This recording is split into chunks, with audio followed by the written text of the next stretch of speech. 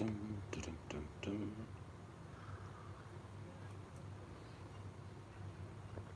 What do you think? Last hot day? No. I honestly think we're going to have some more hot days. Nah, it's getting down to 34 tomorrow. Should be good.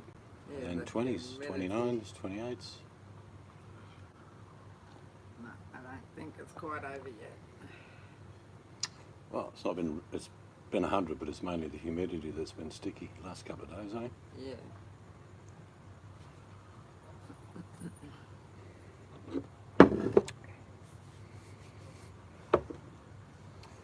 Yep, sun's going down.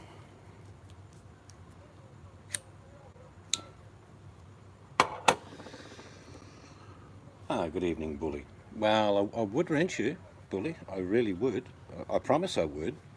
But you always tend to support the cheddar chasers, and that's against my policy. We only have 2 wrenches. Which is, I hold nothing 3. against you. 3 wrenches. G'day, Steve. How are you? But yeah, now, I know you like wrenches. Gives you sort of a bit of self-confidence when you're in side chats, and you can wave a big stick every now and then. Well, no, I've known you for, even under a different name, Bully, for a long time. We've never clashed, really, at all. I have nothing against you. But when you support cheddar chasers, I really can't give you a wrench. Do you know what I mean? I'm sure you'll change eventually. Like I say, I've got nothing, because you'll come to the recognition that good people do good things. Good people don't support bad things. But anyway, I've got an email to read out. I don't watch other channels a lot. There's a couple I go to, but not a lot. Now this email starts off by saying, "Hello Seeds, I loved your hangout the other night regarding cheddar chasers, and I have something to report back to you." Interesting. Apparently a couple of hangouts by different cheddar chasers were very unhappy with the fact that you exposed them. And I'd like my name, please again, reiterating, to remain anonymous. Yeah, no worries. I won't say that you're John Smith, because you're not John Smith. I'm just making that up, John Smith. But John does go on to say that it was like watching a piece of cardboard be lifted and cockroaches run everywhere, scattering to the hills. That's interesting. Cheddar chasers do not like to be exposed, even the ones that are sort of pretending not to be cheddar chasers at all. Oh, I get what you mean. There are some people with hangouts that do cheddar chasing on the sly. I get it. And John goes on to say, again, I thank you for the hangout. I enjoyed it. It was funny. Well, it is a bit funny, but what else does he say? Finishing off, I'd like to say that exposing cheddar chasers is a good thing, because innocent people get hurt. I agree. I really do agree. Thank you, John. That's not your real name, but we'll call you John Smith. Apparently other people go to these channels and watch them, and by what John has just emailed me, apparently they didn't like the idea that they're being, well, labelled cheddar chasers. But anyway, that's just a little thing from last night's hangout. People aren't really happy being exposed as cheddar chasers. He did say something in there which I found a bit funny, which I haven't read out. But apparently one of these hangouts, they said this Australian bloviator. If you want to check out what blovating is, or to be blovate, you can check it on Google. But I suppose one man's bloviation is just another man's opinion. Unless you follow a narrative of some of these cheddar chasers, they'll go out and sort of attack you for obvious reasons, protecting their monetary interests. Hello Maxine, I don't get to see all the chat. Apologise, whoever here, if I've missed you. Hello. It's certainly coming to an end summer. We had about 100 today. Going very high here. You didn't say hello to me. I didn't say hello. Well, hang on. Excuse me a sec. Hello. Yeah, but... Oh, hello on the screen. Mr. Gangel, how are you? Really? I'm good, thank you. How are you? Do it in text. Hello, Steve. No, she can do it in text now. Making me say hello on the screen to her. And as soon as she comes up, I want someone to boot her. So how's everyone Oh, staying hello. in? Hello, Mystic Angel. How are you? But, yeah, it's been an interesting day. We had that heat, but it was the humidity. We're getting to the end. We're had a busy day organising bits and pieces to do with the house extension. Looking forward to receiving some documentation tomorrow to move forward a bit more. That's actually an interesting question.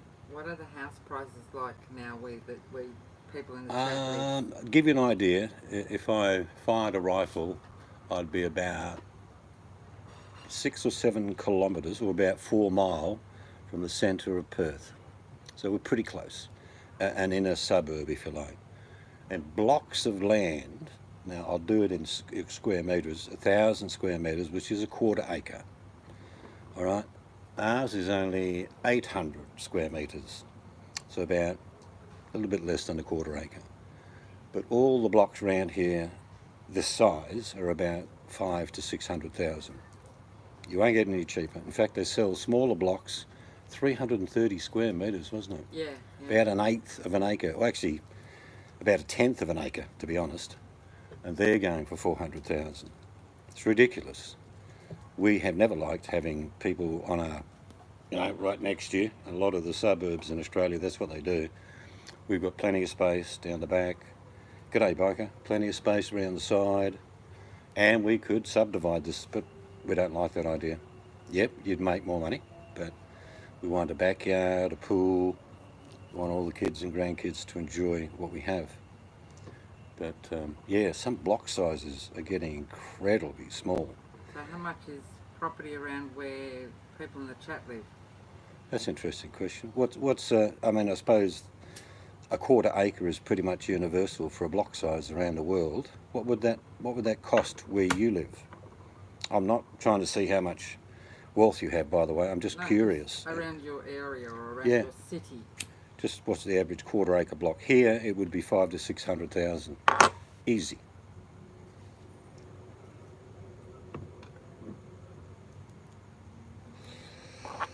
But the good thing about land, I stopped making it a long time ago. So even if you didn't build but had money to invest in land, even in Australia at the moment, the property prices are coming down. But that's mainly house prices. I know it's a contradiction of terms. The house is on the land, but the land prices aren't really falling. 90,000 for my house, and so to do work. You live in Louisiana. Sounds like a beautiful place. So 90,000 is what in Australian dollars? Yeah, it's a bit more. It'd be about 120,000 Australian is what that would be.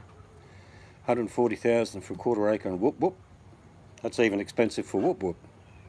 So our housing prices right now are down. They're coming down, yeah, about 20% in the Yeah. last 2 years housing prices have fallen, but land prices do not fall that much. In other words, if I had a $500,000 block 2 years ago, it might be worth 490,000 now. Biker says 110 to 140. I've got friends that have got property in Pennsylvania, and they got, what have they got, 16 acres, haven't they? It's about 16 acres. Like that. And there was a well on there, but they'd built some cottages on there for themselves and family. And I think it was 50,000 all up. Pretty cheap.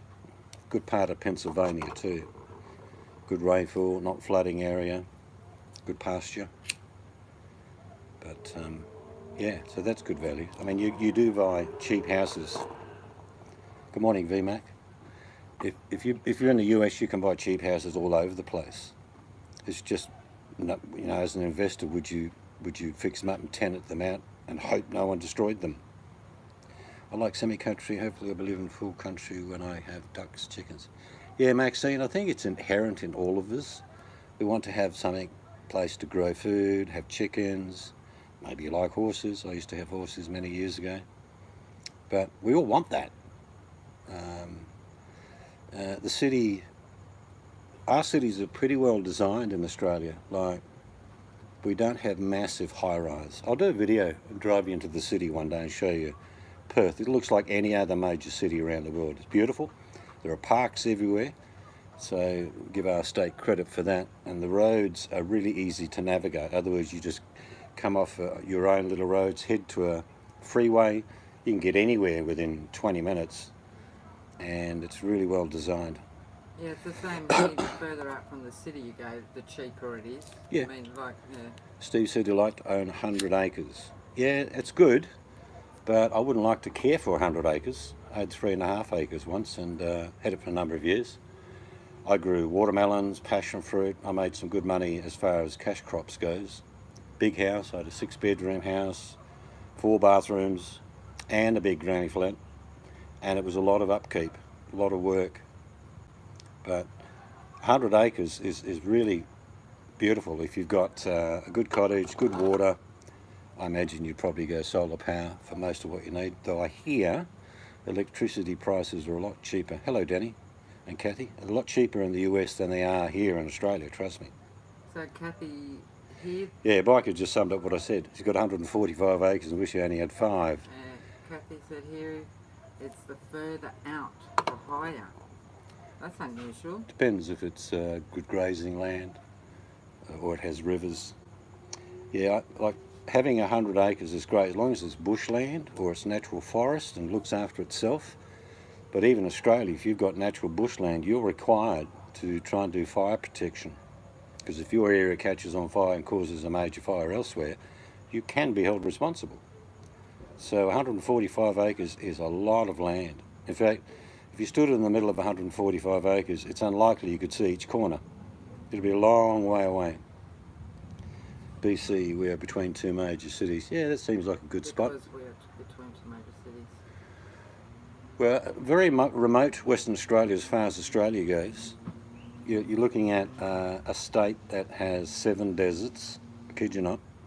It has probably 4.5 million people live in the same area size. If you cut the US in half, that's how big my state is. It's about half, maybe a bit less than half the size of America. That's my state. And there's only one major capital city, Perth. There are regional cities. When they call cities, they're talking 2 or 300,000 of the biggest one, 40, 50,000. So mainly it's Perth, but it is a hidden gem around the world. Our waters are pristine. Our fishing is unbelievable. It's very beautiful. I've been to many parts of the world, and I shouldn't tell you how good it is here, because it is good. But if you bought 100 acres, probably down south, you'd be looking at, I reckon, close to $1.5 million would be a pretty easy guess, and that would be not that close to a town. There's even bush towns here that have like quarter-acre blocks for sale for 10,000, but they're on desert land. It's just desert. Yeah, I think the definition in Australia is 50,000 or above. You can be named a city, which is just a big town, really. Yeah, I think it's 40,000, 40 or 50 in Australia. I'm from the New York City area. I imagine it sounds like you're upstate a bit, eh, Kathy? A bit north of New York City. It's pretty country up that way. But yeah, it's all goes down to affordability. If you're earning X amount of money, you can afford to buy X amount of property. But if you can, if you're younger, buy land. Land will only go up in value steadily. It's a good investment for sure. Oh, you work in Manhattan? Oh, God. Well, we're going to pop in there near the end of the year. We might pop in and see you. But I wouldn't want to work in Manhattan.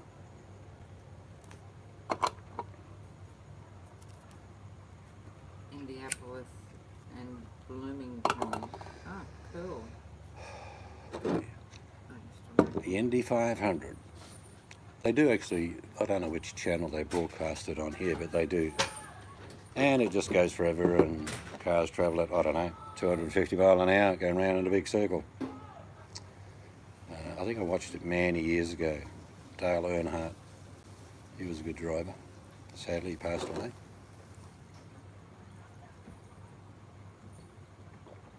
We got a butte race in a town in New South Wales called Bathurst. It's called the Bathurst Mountain. Bathurst, I think they call it Bathurst 500 or Bathurst 1000. about 1,000 kilometres the race, but the mountain goes up and down and round, and it's spectacular. It's one of the greatest races in Australia, the Bathurst race, that's for sure. Bloody cold out that way though, like Orange, that's cold. Parts of Queensland, it goes up in the hills and gets quite cold.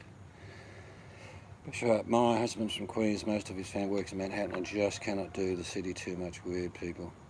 Yeah, it's not that I think ill of people that work in the city, I just prefer not to work in a big city like that. Every big city's the same. You know, if you fell over and had a heart attack in most cities, people would step over you or step on you. They just don't have time. Everything's, you know, click, click, click, click, got to be done, got to be done. And people, thousands of people pass each other without even recognising each other. It's like watching bees in a colony. They somehow just miss each other, 1,000 at a time.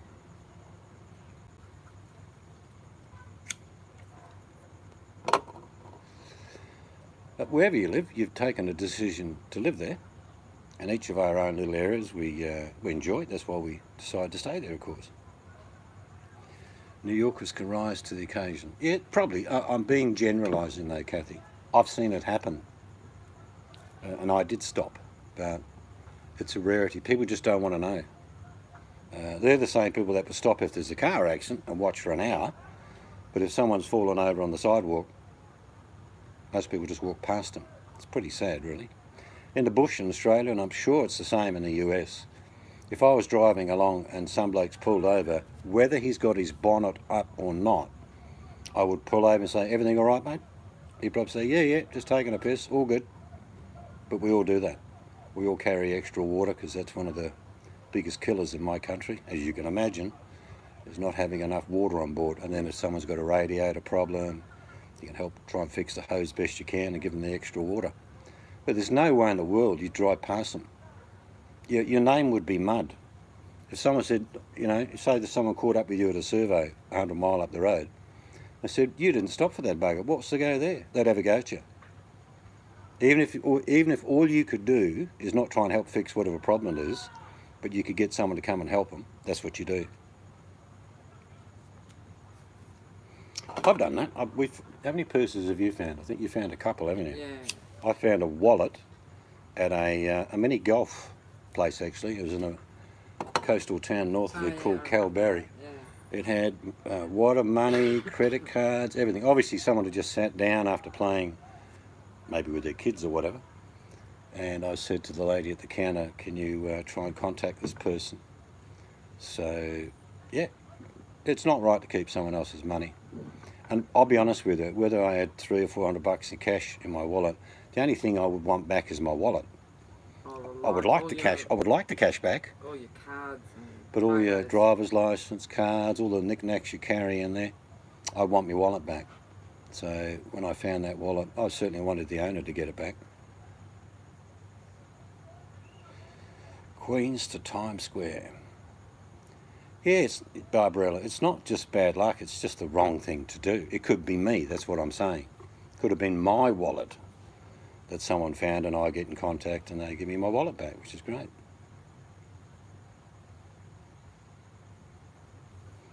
I've heard of that in the bush here, VMAC.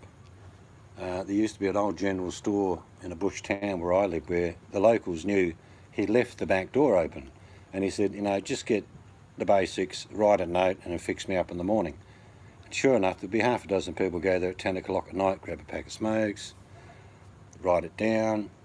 We even have honour boxes. You know, loads of people when I was a kid in particular would grow melons, tomatoes, chilies, you name it. They grow a heap and they make a little stand at the front of their house and they just have a bucket and it would say 50 cents a bag of tomatoes or $1 for 3 zucchini.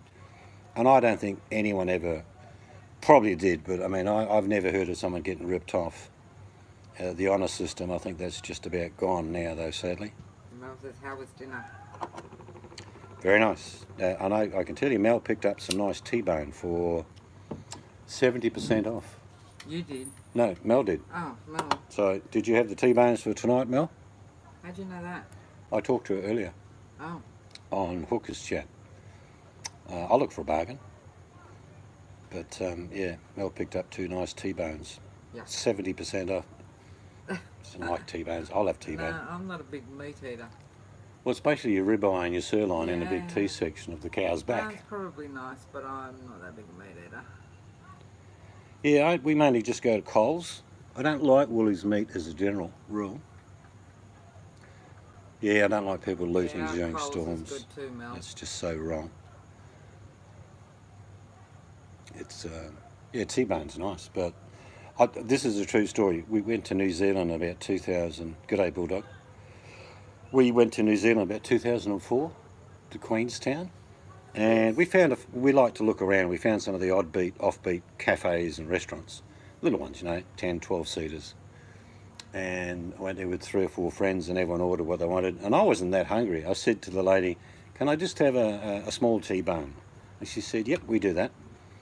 And everyone started getting their meal out. And I'm not lying here. This is the truth.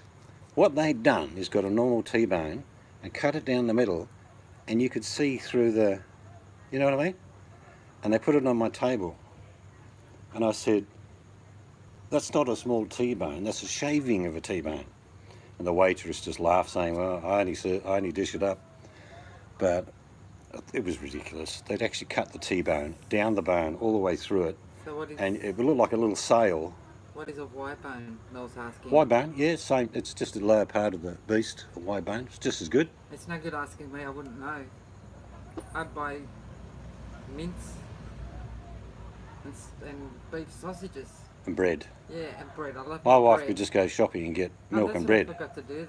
The video on the pumpernickel bread. Oh, yeah, you forgot to do that. I love bread. Yeah, I'm not that big on it. I'll have one slice, Oh, and the wife will have 2 or 3. Or a loaf. Yeah, but with Mel getting those bargains, what's it like in the shops you guys shop in? We've got 2 main stores, Woolies, Coles, another one called Aldi. I'm sure you've got that as well. We've got IGA. Nice to meet you, Bulldog. We've got Costco's now. Yeah, but that's in Melbourne mainly. It's not here. Oh, there's no Costco's in Perth. No. But usually if you're smart, you go shopping a day before the big day. Big day shopping here is Thursday, Friday and Saturday. So if you go shopping Sunday afternoon late, there's all these bargains. Steak, half price. So don't scare. Bulldog's new to your chat, so don't scare them. I've no intention of scaring him. Okay, just checking. Just But yeah, I mean, getting some bargains is the way to go. I always make sure what I'm buying is good quality, just because it's coming to what they call a shelf life, particularly meat. Well, if it says it's going to be used by tomorrow and I'm not going to eat it today, I'll just freeze it. Yeah, I'm not sure where that is, Mel. I mean, I tell you, we lived in Richmond, New South Wales, and I just had a word with the butcher, because they had separate sections. I said, if you get any steak and that you're really marking down, because they've got to throw it away eventually. I said, I'll come in on Sunday around about, because they open till 10. I said, I'll come in about 9 o'clock. I'd pick up buckets of meat, you name it, all different types, for about 10 cents on the dollar. And really, really good specials. And I wouldn't keep that for myself. I used to particularly buy for my wife's mum and dad and other family members. They just said, "How do you have the cheek to go and tell them?" I said, "Well, I know that they're going to throw the stuff away. And the butcher knows that I buy whatever he's got there." There was lamb chops, rump steak, sirloin steak, sausages. What did we do? We all went home and packaged it up and froze it. I do like lamb chops on the barbecue, cooked till they're dead. Yeah, I do like that. You're going to have to message us, Mel, and tell us which Coles and Woolies store, because we'll come over and I'll get there before you. I'm just kidding. But yeah, no, it's good to make a saving. I mean, meat's not really that expensive compared to other parts of the world. But yeah, wide bone's a lot cheaper than T-bone. Tastes just as good, to be honest. It's just a bit hard to get in that crack sometimes. Don't do any rude replies to that. Talking about the Y bone. Mel needs to put her ears in. I can't hear. I'll make sure those earbuds are not next to that wine bottle, Mel. I've taken the 7 from Jamaica to Grand Central. That's going from Queens by the sound of it. Don't usually come in from Queens. I heard some of the train systems are pretty good on the east coast of America. We may take a train from New York, I think it's Pennsylvania Station, I'm not sure, to CUV Mac. CUV, trying to remember where we're going to that. Something Berg in Pennsylvania. I can't remember the So name. there's so many Bergs in Pennsylvania, and I don't mean the little mouse type Bergs that live in a garage. But yeah, we love train travel. I'm a farmer and our block is only 845. You bet you can grow a lot in a small space. I'll show you next year when we get our garden going here. You can grow a ton of food.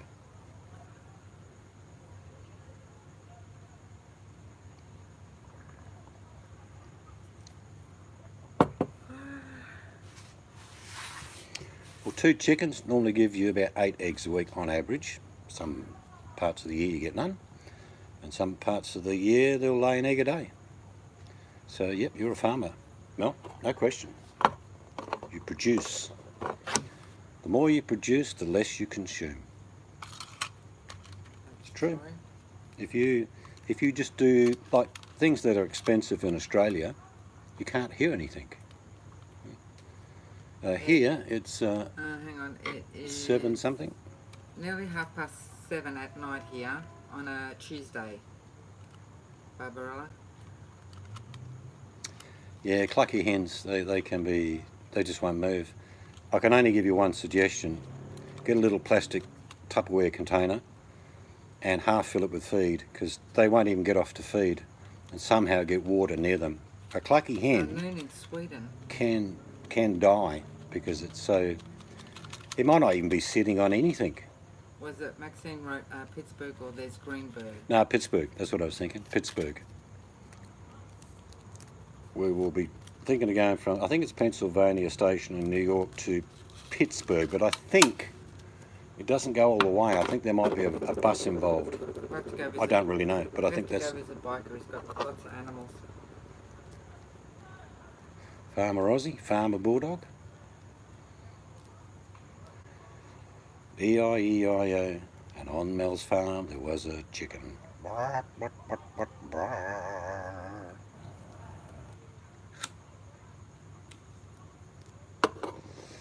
sure Mel knows what I'm saying next. Your kids in particular, and your grandkids definitely, if they walk down the back of the chook pen, open it up, and there's 2 or 3 seeds, 2 or 3 eggs, you should see their faces. It's like, wow! And it's a thrill. It's like when they pull some carrots out of the garden or pull some pea pods down or eat some strawberries. You can't. I don't. How do you turn the volume up? Is that turning the volume up on your phone? Can you got it on? Everyone else hear me? I don't know. I can't. I'm not sure if you can hear me. Mel says she can't hear me. Let's ask everyone if it's low or high. Low volume. All the settings show it's good. Kathy says yes. Yeah. I mean, Bulldog, what I used to do with my kids, and I keep it simple for them, my daughter used to grow the carrots and my son used to grow the peas. Now, as little kids, they didn't like peas or carrots. But when they had their own patch and they'd both be down there fighting over the hose to water their particular vegetables, and at the table, they would eat each other's vegetables. The daughter would eat the peas and he'd eat the carrots. But it was a competition. And from then on, it was like, I want to grow some tomatoes. I want to grow some chili. So I had to get little separate gardens for them. But they loved it. And at one stage we had about 100 chickens on the 3.5 acres I had. I used to, like I say, I grew watermelon, passion fruit, cash crops. Good money actually. And the kids, you're allowed 20 chickens per person. Not a commercial chicken farmer, but just, and you can sell them. And they used to sell all their eggs. You know, they would go to school and put a little note on the teacher's desk, and it's like Mrs. Brown wants 3 dozen, Mrs. Johnson wants 2 dozen, and they could never keep up.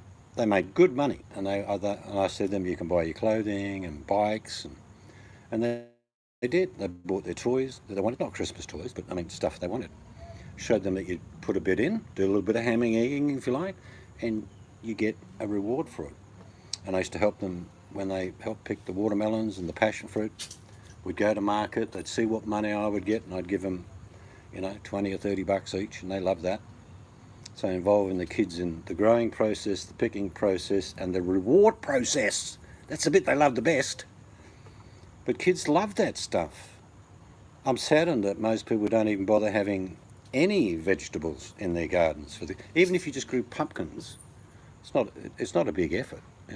You know, you can have a little corner, grow strawberries or pumpkins or watermelon.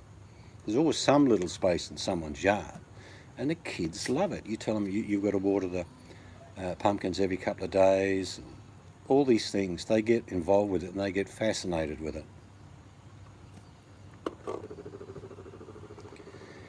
Yeah, it seems to be a trend, Bulldog. I mean, they did a video on YouTube about 2 years ago I watched, and the kids were taken to a place and showed where eggs come from, where the chickens were, where the cows were, and they were explained how sausages are made, how, you know what I mean?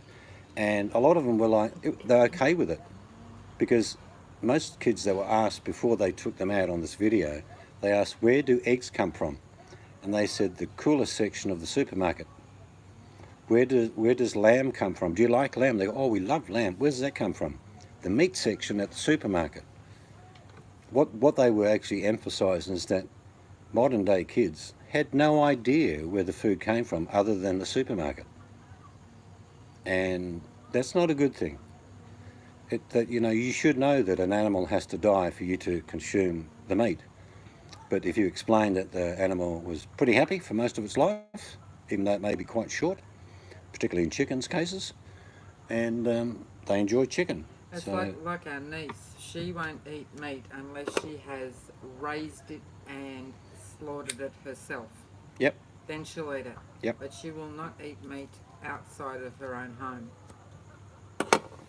Yeah, and there's nothing wrong with that. I mean, Fish comes in squares. Yeah. Fish fingers. Oh, look, garlic, mate. Money, money, money, money, money, money. I mean, that's what I tell people they should grow around their home. Oh, it's so hard. Hunting's good, Barbarella. But if you grow garlic, chilies, I love my heirloom tomatoes. I have about 7 types of tomatoes I grow. And you grow all those things that would cost you a fortune to buy.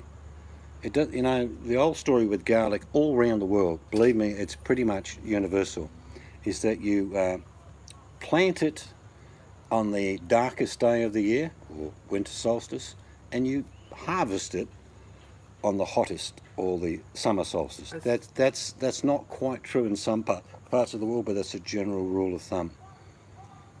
And some growing seasons need a bit longer, depending what type of garlic, whether it's soft stalk, hard stalk. I don't like elephant garlic. Well, I don't like that, Barbarella. Hunting birds for fun. I just hope that you don't come back as a bird one day. Just saying.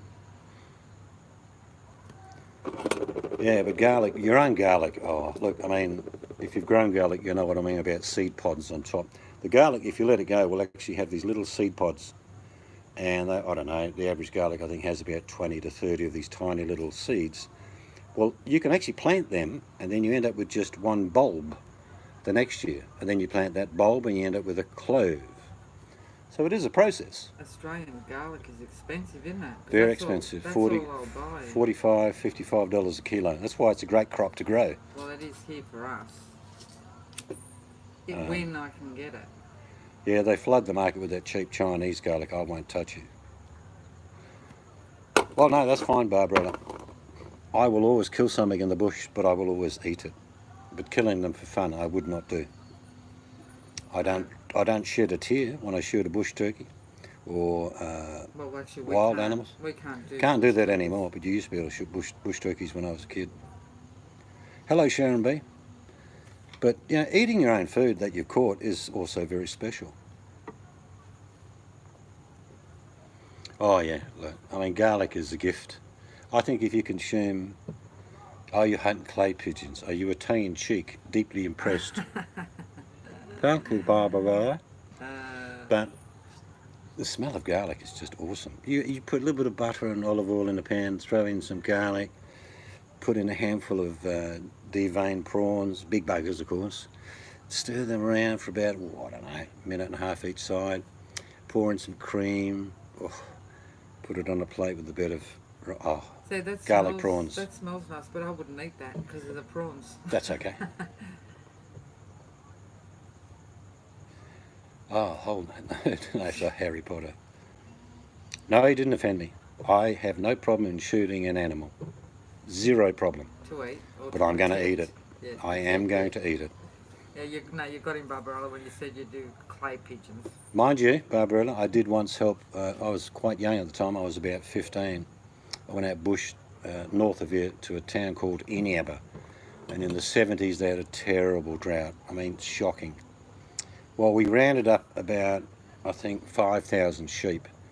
And we shot 3,000 on the first day because they were starving.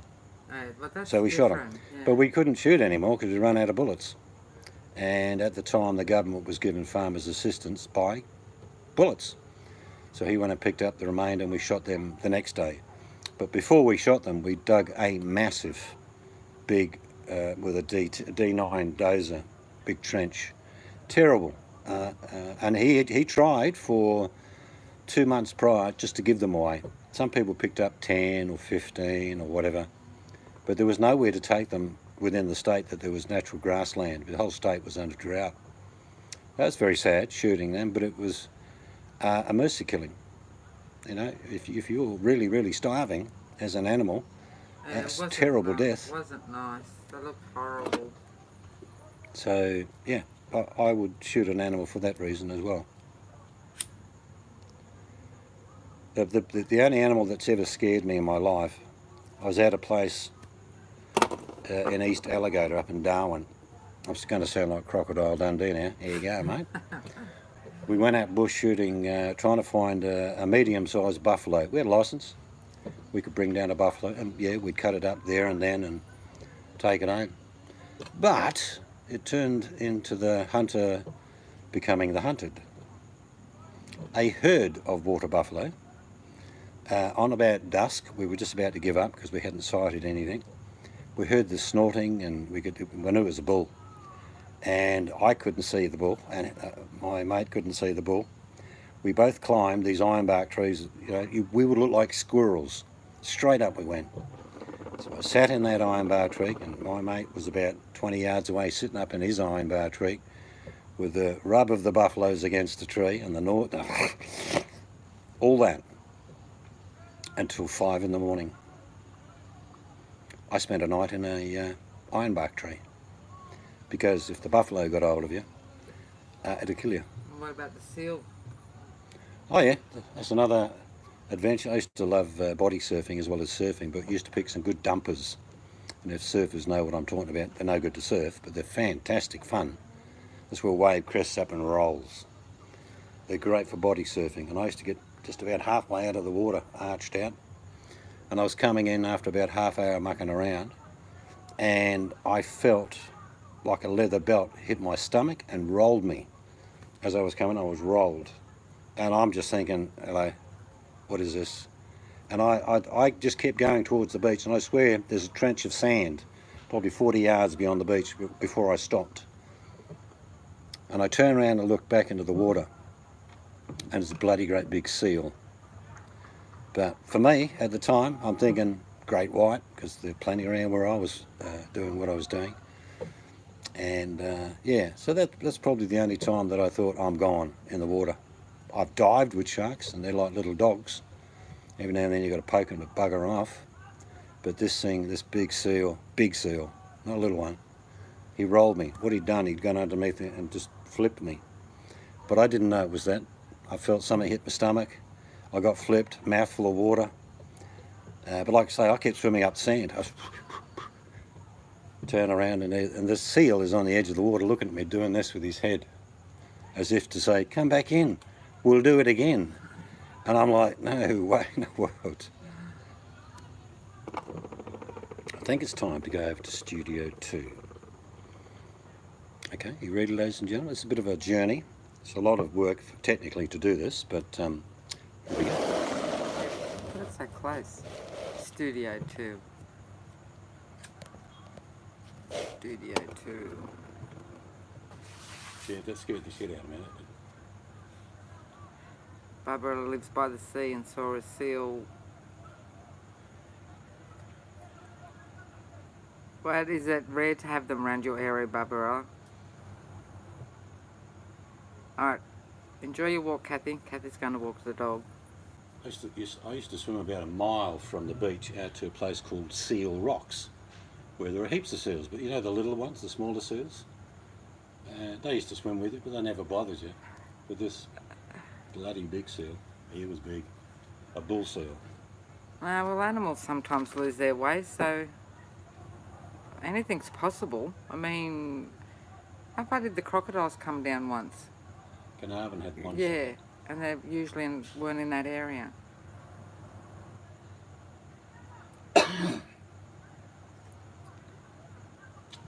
Well, one thing about global warming is that it pushes the crocodiles back further up north. Oh, yeah, I know, Barbarella. They don't like the heat. Well, yeah. Well, not our sort of heat anyway down here. Don't really want to meet a crocodile in the wild.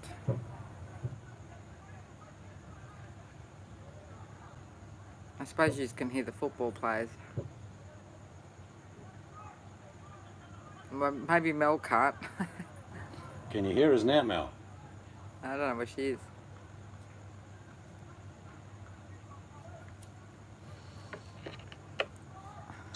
Here is a temperature update. It is getting close to 8 o'clock at night. It's quite nice. There, right. 76. That's not too Get bad. that down. It's not cold and it's not hot. Oh, Mel's got her ears in so she can hear now. Oh, good. So you Good, can sing her good a to know song. you can hear us, Mel.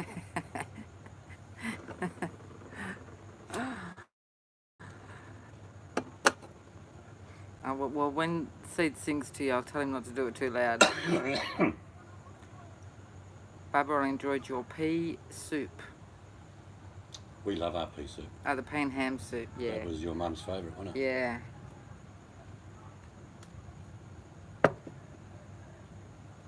Yeah, in winter, pea and ham soups. As your mum was coming near to the end of her life, she said to me, "You are going to make me one more serve of pea and ham soup." Yeah, and then she could only eat about 3 tablespoons full, but she ate it, yeah. She just wanted the taste. Finland does it with green peas. I've done it with green peas. I like green peas. Don't get me wrong, but I prefer the yellow split pea. The green pea, it may be just how it's grown in Australia. It's not bitter, but it's got an edge to it. So that's why. And my great grandmother only used yellow split pea. Yep, Mel, we are looking forward to our trip. It is A few weeks away. 16 days, I think. Well, Yeah, no, it's about that, or 3 weeks, I think. But yeah, no, we're looking forward to it. Catch up with Nicole. yes. We won't catch up with many people. Probably just Nicole, to be honest. Who else do you talk to that's over there? Who else do we speak to that's over there? There's a few, but they're only like, we've only known them for a little while. We've known Nicole for quite a while. Yeah. But like it'll be Seed's book signing tour. Yeah. Bring your own book and pen. Yep. And we keep it. It's a book tour collecting as well. Make sure they're, excellent novels.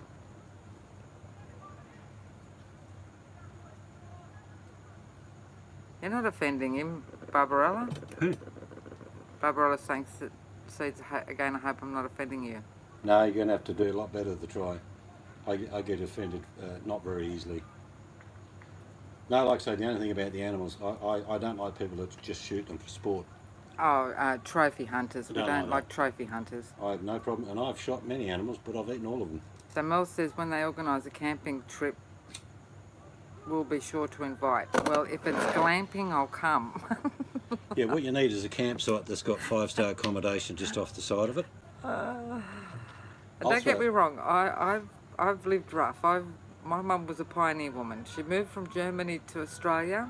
Dad used to have to get about or 10 litres, which I don't know what that is in gallons, of water every day on his 3.5 way gallons, something like that. home from work. We had no power. Mum had to put the wood under the boiler to boil the water for our baths and all that stuff.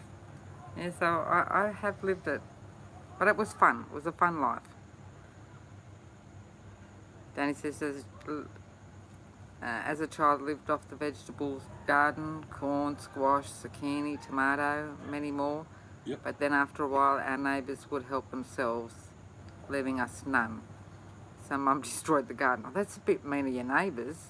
We used to have gardens or whatever, but we used to share. Like the neighbours would say, "Oh, can I swap, barter or whatever, or swap? You know, I need some of this veggie. Do you need any of this?" Even the same with livestock, actually. The neighbours, Yeah. because where we lived, there was a lot of Yugoslav, Italians, and all that sort of people. So market farmers. Well, it's like even the little garden I had in Augusta, it was no more than 20 by 20 feet, but the amount of food I supplied the nursing home was phenomenal. Mel, for most of my teenage years to my early 20s, I had to use an outside toilet, and Dad had to empty it whenever it needed emptied, Yeah. down the Shit back train. of the property in a big pit. And oh, it used to be so funny. Yeah, so because Mel says there's a big long drop toilet.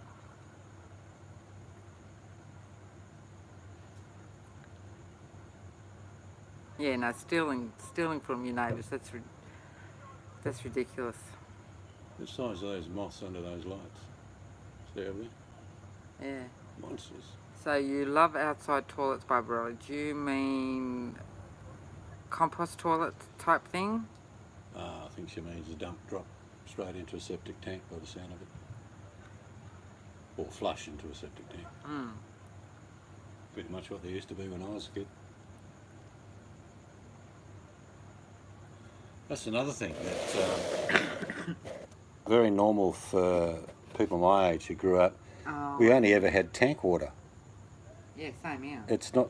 There was no, connection from the city. Nothing like that at all. Just tank water. Most of us had 2,000 gallon tanks, big buggers, and they usually you stick a little motor on them, electric motor, and pump. You turn the tap on in the bathroom or kitchen. Water comes through, but all the water was heated in a copper, and then bucketed out into a bath or whatever. That was just normal. A lot of people, friends of mine, lived in another town. Most of the town had their wells underneath their kitchen floor. Bucket. Literally, cased well, going down to whatever depth, normally about 8 to 10 feet below the waterline. And their way of getting water every day was just to open up a plank with a handle and pull the water up, and there's your water.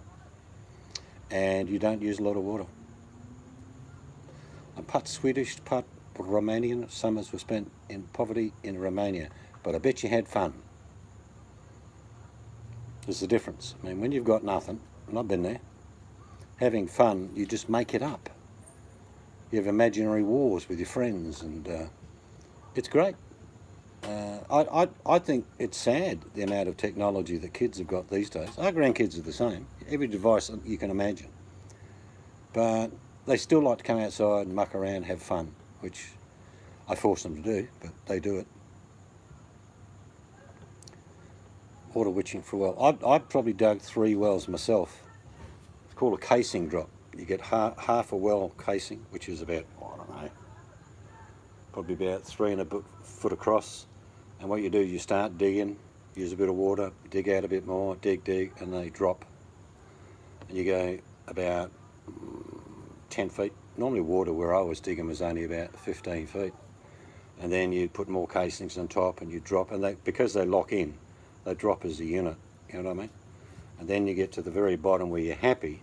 And we always used to go to, I'm sure you people have done this, or some of you have done this, we go down the river and get a massive trailer load of river stones, usually the round ones.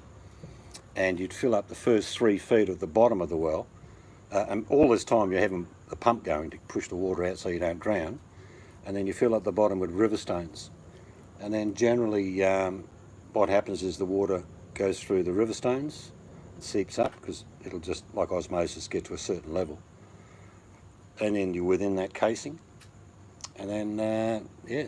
So I've been about, deepest I've been's about 20 foot building a well. A bit scary, but you've got all this casing around you, so it can't collapse on you there. It can collapse below you, but not above you. That's how wells were done in Australia. I did about 3 myself. River stones down the bottom, let the water seep through there. The last 2 casings down the bottom, or the first 2 casings you put in, I've got all the ridges and holes around it that allows the water to come in, you know what I mean? The first 4 feet of the well base is access for the water to come in. Then as you go up, they're just solids. But I'm sure some of you have done wells in your time. That's how you do it. In the old days, they used to do it with bracing. No concrete casing, just bracing, which is like tin, only corrugated iron. Same process though, but you know, bent, and they push down and then slowly lower it down. That's how some of the old wells that I came across as a surveyor, you'd find them and think, geez, you know, probably 150, 200 years ago they did that. Of course, it's all rusted out by then, but you can see what they did. That'd be a cool, Even mine shafts were done that way with old corrugated iron. that'd be a cool photo to see, Kathy. Yeah, Barbarella, life was simple when we lived like that, I suppose. Appreciate what we have now, but Life's pretty easy now compared to, as far as labour intensive to get things, like, you know, having to chase down bits and pieces in the bush to get, whereas you now go to a shop and they're there. A lot of towns in the US would be the same as what Australia was in the early days. Maybe one shop that was the post office, the general store, you name it. They did everything because they had to. There was no other shops. And you might only have like 20 people live around in that area where the shop is, but you'd have 1,000 people within, you know, 100 mile that would go to that shop. A lot of shops in those old days used to have big boxes, big fruit boxes, you know, made out of pine, and they'd have Mrs. Smith's order, and she'd be coming in on every Friday just to pick up the groceries, flour, sugar, tea. They were the big ones when I was a kid. You go to the general store and you get flour, sugar, tea, powdered milk. I hated that stuff. oh, I hated yeah. powdered milk. Vegemite, yeah, everyone picked up their Vegemite, and bits and pieces, jam. But a lot of the stuff like that, like jam, was made locally, and they had a thing in Australia, and they still got it, called the Country Women's Association, CWA.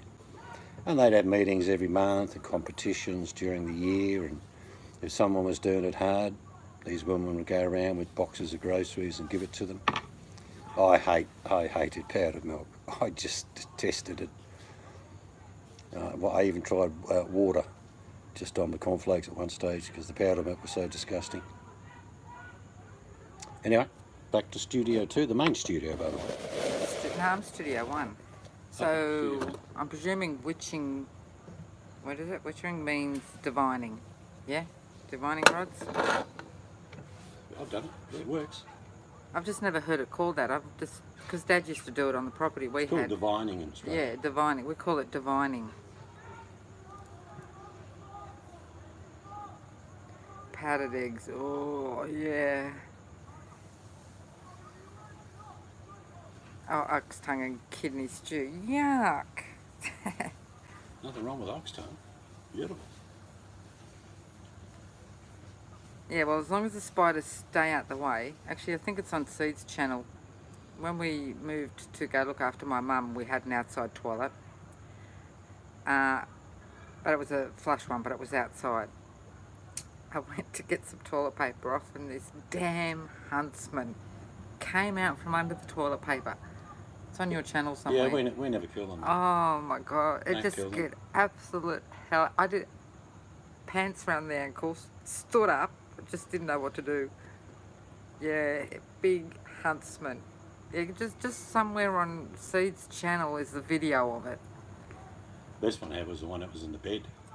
Really big black spider. I laid on top of it. Oh.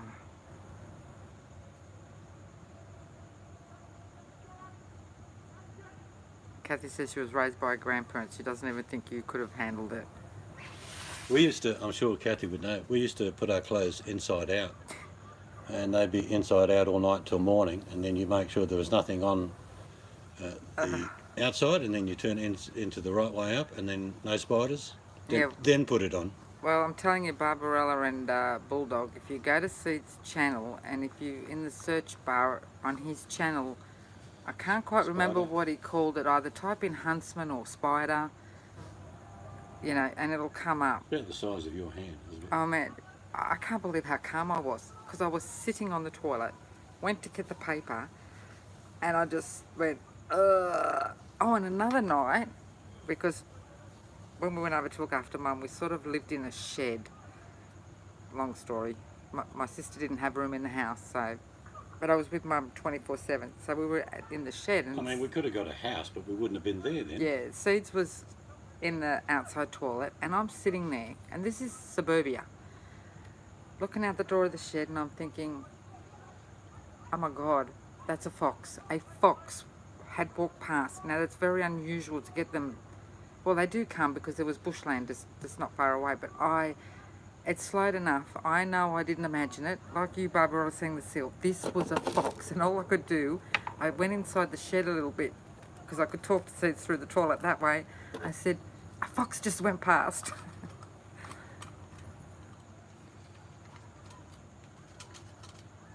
Kathy had it. I'll have to read the chat for Seeds because he hasn't got it. Kathy had a Ben Franklin for heat and a wood stove to cook. Barbara will have to drink a bottle of tequila when she looks for that video. So you don't like spiders, Barbarella, I'm gathering.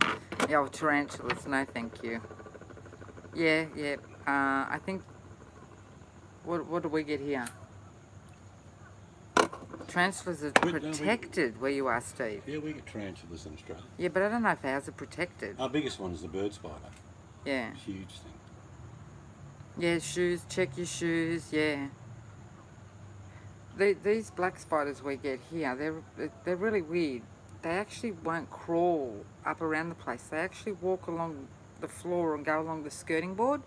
Make a noise. And then they'll go up to wherever they want to go. But if they want to go on the other side of the room, they'll go back down and walk along the floor of the skirting board. Oh. Just a quick one.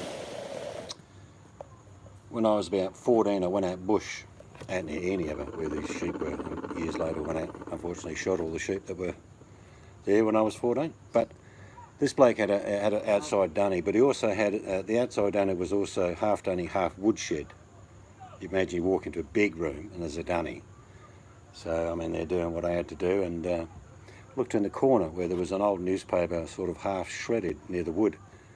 I'm just looking, because it's quite dark, no lights, you know, just quite dark even with the door closed during the day. And then I saw it was a big dugite all wrapped up around the newspaper. It probably would have been stretched out about 5 foot, and I carefully did what I had to do, and I got to the door and carefully went out, and the farmer said, "Did you see our pet snake?" I said, "What?" I said, "Yeah, there is a snake in it." He said, "Yeah, he's always there in amongst the woodshed. He keeps the mice down." I'll just look for the video. I had no problem going on the toilet, by the way. I won't read in the chat for a minute, so you keep it on there. I'm looking for the video. All right. Yeah, pet snake. Like we have a big huntsman in the house, and we call it a pet spider. A lot of people do that. Some people have pet flies, and they swear that they're like 10 years old. They're not. They're just another fly. But you don't tell them that because they get, oh, did it die? But yeah, dugite. And if it bits you, it can kill you. Actually, most of our snakes can kill you. You don't have to worry about the snakes though, the sharks or the crocs, or the mosquitoes, or every other known species of edible killing animal. We got them. They're all here. When you're coming down, it's a beaut place. Yes, I agree with you, Barbarella. I'll take a deadly animal above a deadly human any day. We're the only species that kills for fun, as we spoke about earlier, or in malice, or in anger. Generally, in the bush, if you're an animal, you kill to eat. That's it. I don't know what you're saying sorry for. But yeah, I've eaten snake, I've eaten galah, croc, shark. I've eaten everything that can eat me. I don't know. I think I did this right. I think that's the link for the Oh, you put a link in the chat. There you go. Yeah, I think that's That must be the link to the spider. Is that your channel? No, it's on your channel. Oh, okay. Yeah, it's not a... Oh, you watched it, Bulldog. Oh, has he?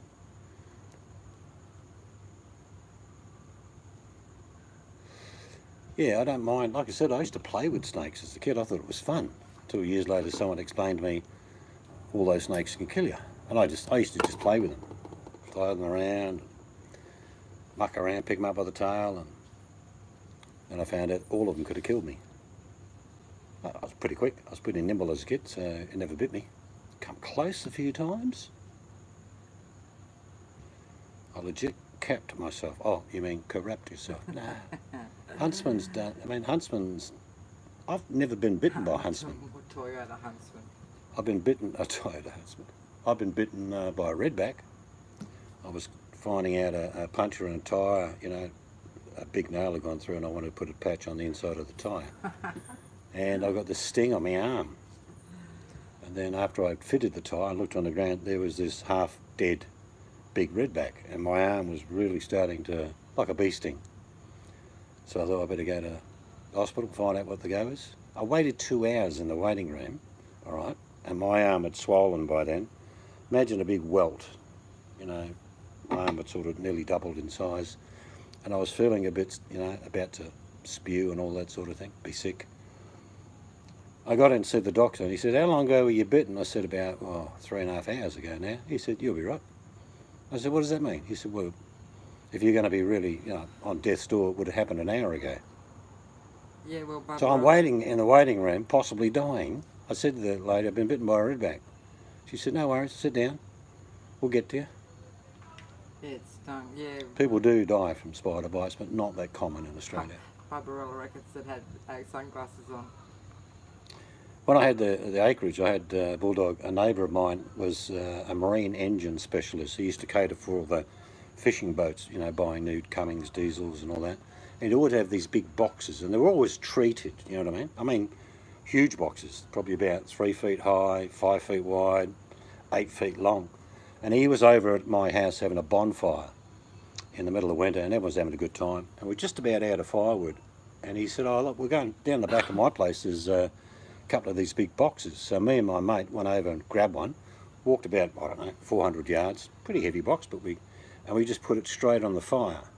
And everyone went, oh, yeah, because the fire went sort of dark then. And then all of a sudden, thousands of huntsmen came out of there. You should have seen that. We had about 20 people around on their plastic chairs, you know. Oh. And I think the huntsmen moved slower than the people, because the people were like going off into the distance. Ah! It was like a scene from a horror movie. Yeah. I just stood there and looked at them, and they ran past my feet. They want nothing to do with me. And I looked at my mate and he said, geez, that's funny. The funniest part was not the spiders running away in their thousands, and I mean in their thousands, all about, I don't know, that far across. So not that big, not like the big one you saw in the video. But the people, two of the people wanted us to drive their car down to them so they could bugger off. And I said, no, I'm not going to do that because your car might be full of huntsmen.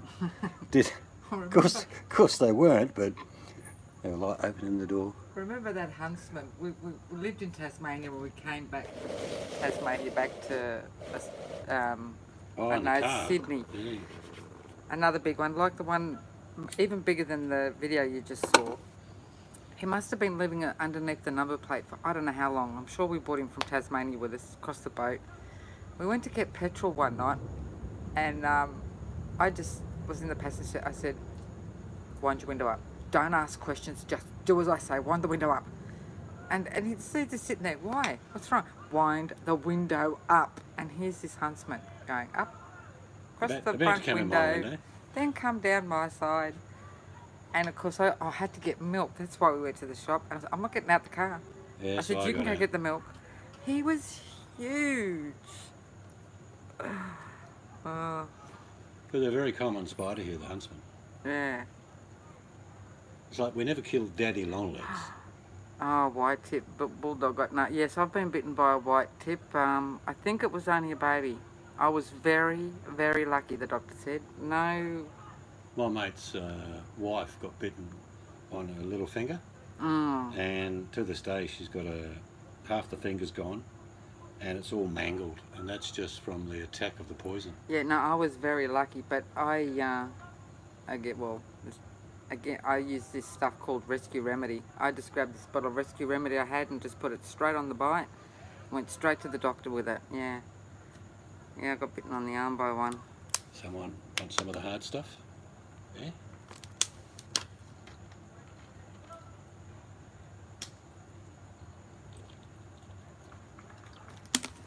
Used to break open the eggs as kids. Do you mean the redback eggs?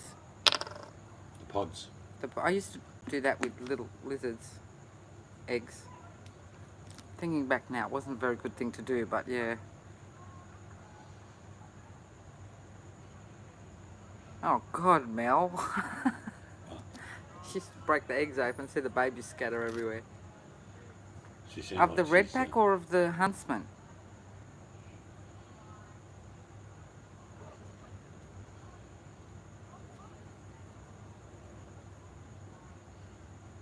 Yeah, you are lucky, Bulldog. Only got a scar. Oh, the redbacks, yeah.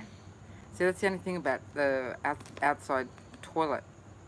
We always had a damn redback behind the door. And there's a song. How's that song go? Redback on the There's a toilet redback seat. on On the the toilet seat seat when when I I was went there there last last night. night. Do you know that song, Biker? I can't remember the rest of it. I have to Google it now. Slim Dusty. Yeah, Slim Dusty. Redback. Redback on the toilet seat. And he was an iconic Australian bush singer, old Slim.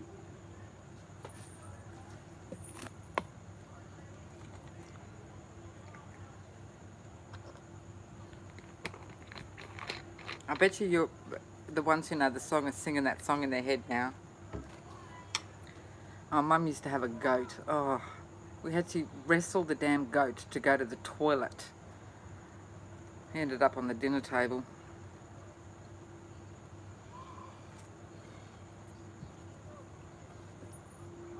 I don't know if any of these guys raise their own pigs, but I used to raise pigs. They sure tasted good. Yeah, we raised pigs, but got across the road to slaughter them for us, and Mum and Dad would go help cut it up.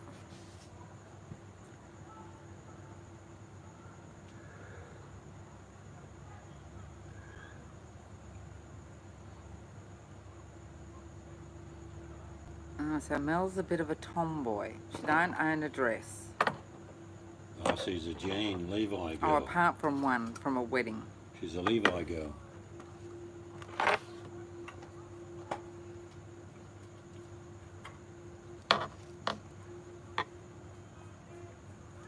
Oh, bull ant. I have been bitten on the bottom by a bull ant. Now that damn well hurts. Soldier Oh, ants. I can still remember that pain. We got these big soldier ants in West Australia. They're about 2 inches long. I'm not kidding you. And their ass is red and their body's black. But they've got these huge pinches on the front. And they sting like shit when they bite you. Yeah, bull ants. Or you Nah, said a different soldier one. ants. A soldier ant. Yeah, no, bull ants. Damn, they damn hurt. We got sugar ants. They taste good. Mel had 3 eye blinds. Sound like a scotch. What's that, Mel? Is that like a prickle or a bindi, whatever people call them? Double G? Double G? What's a jack jumper, Bulldog? It's interesting when people start saying things and you don't know. Yeah, their own. I local learn something new every day. Their own colloquial language. We say different words for the same thing. Oh, 3-eyed bindies. Now I see it, yeah. Yeah. I'm sure she's talking double G. Are they brown and hard? Bindies, yeah. No, bendy's different. A bindi, the small thing with. Double G's got 3 sides with points on it. Yeah, so a jack jumper is an ant in Tasmania. Oh, I have to Google that. I've never heard of that. Yeah, we get the tiny little brown bindies. They damn well hurt. And then you've got the double G's. They hurt. Calthrop. And then the other prickles. Double G, the big green double G's. Calthrop. Yeah, and then you've got, they just call them prickles. They're just sort of all round a prickle and just stick to everything. Oh, they're a burr. Oh yeah, like a look bird. like a wagon wheel, doesn't it? Yeah, yeah.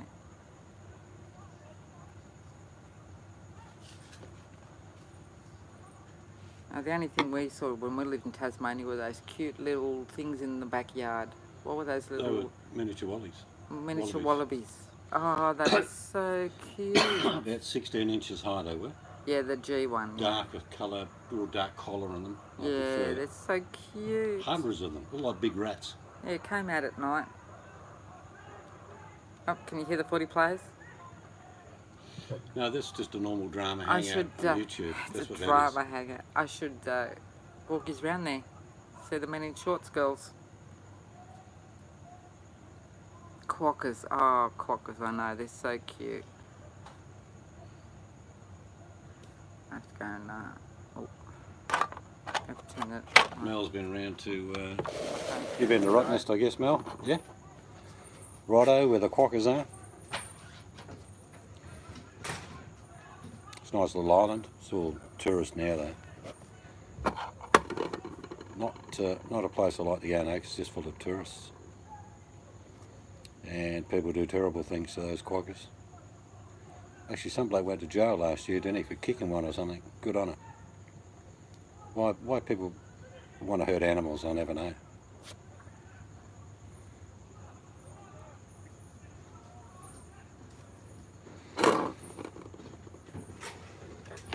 Yeah, 8 o'clock now, and that is the temperature still. But it's not hot, it's not cold, there's not a breath of wind, so it's not going to be like at 76. If it got windy, it'd be a bit cool for us. Well, we missed out on the storm again today. Build up of the cloud was great, but we got nothing out of it. No, I don't know how much of that you got. Well, have a good day, Danny G. Evening, Yeah, we'll have to go see. afternoon, night. All right, Danny, have a good one. Have a good day. Yeah, so I'm just about done for the night. You're just about ready to call it quits. Yeah, I'll go to the loo. She's going to go to the dunny, Share that. check for a spider, and then we'll turtle off.